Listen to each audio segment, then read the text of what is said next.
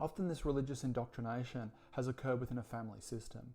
So not only are we to believe this thing that we've been told over and over and over, our sense of safety, love, belonging, and acceptance is contingent on this need to believe ardently this spiritual truth, this religious truth, whatever it may be.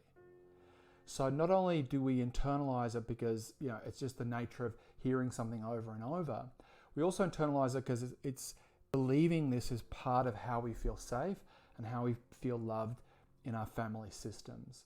So, there's a lot weighing on this.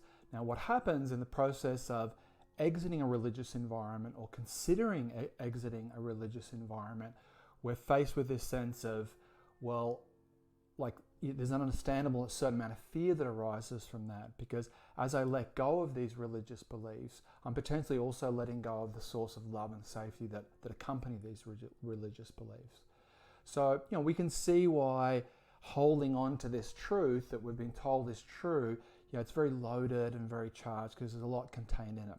But nonetheless, somewhere for most of us, we end up in this part of our journey where that's exactly what we do. For some people, it's a gradual process. For some people, they kind of pull on a thread and it all seems to come undone.